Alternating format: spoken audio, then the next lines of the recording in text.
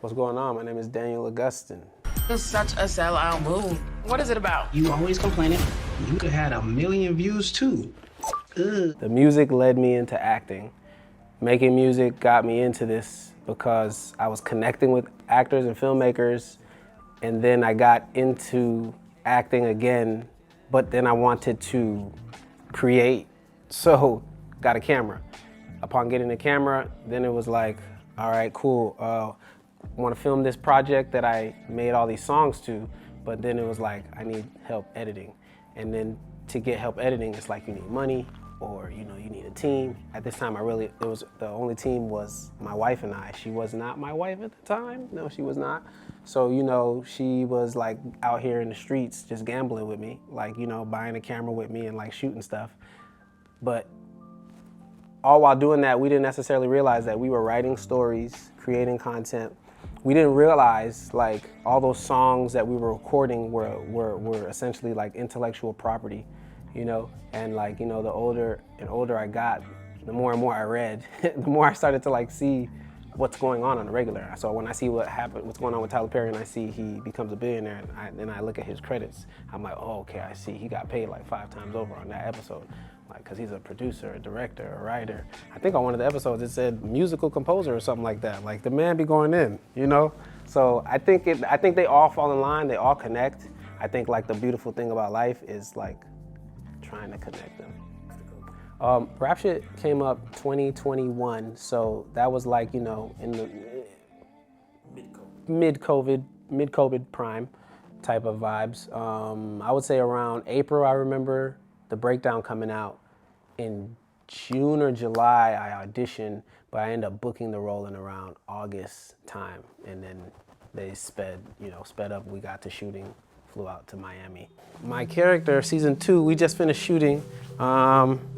And as far as like what went down this season, I think the thing I can say is like they caught me off guard. Like in the writer's room, when I went into the writer's room for like the table reads, they caught me off guard every single time. They found a way to flip the script. They found a way to keep things to like, subvert even my expectations. And I heard so many different people's pitches. Season 2 is going to be exciting. I think it's going to be a trip. I think the best thing I think I could say is expect the unexpected. So I can't get too much into like arc specifically, but when I say that, I mean it from the perspective of like, I'm gonna say, I think I'm gonna choose a word, and I wanna try to choose a word that's safe, but I think I'm gonna use a word like, I think I'm gonna use a word like emotional. From an emotional perspective, I think there's emotional things going on in season 1 and season 2, but I think things are, when you have a show, man, one of the most beautiful things about TV is you have an opportunity to develop your story, and as you develop your story, it gets deeper and deeper, it gets more involved. It's almost like this thing has been marinating for a minute. You feel me? So because of all that marinating, it's gonna have some seasoning in it that's like you couldn't possibly have had that in season 1. You needed time to develop that. So I'm gonna say from an emotional perspective, I hope I don't get in trouble for saying that. I don't think I will though. I think I wanna be a lot like the seasons.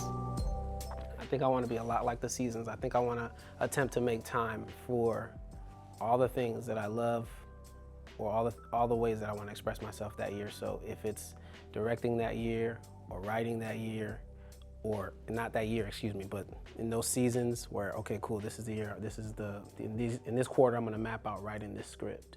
In this quarter, I wanna map out producing this project. In this quarter, I wanna direct.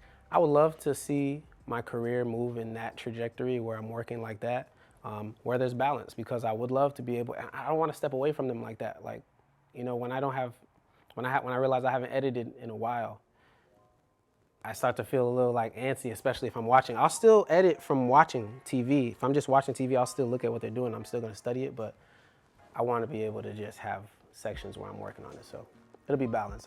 That's the way I want it. First of all, on Rap Shit, season 1, I had a specific playlist for the whole season. Anytime I'm working on the script, that playlist is playing quietly or loudly.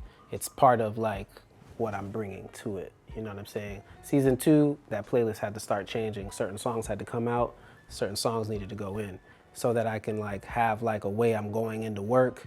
I'm going into work like this too, because you know what I mean? I'm not trying to like just act like I'm gonna just switch it up out of nowhere. Like, this is kind of the vibe that I feel like this episode, this character was in.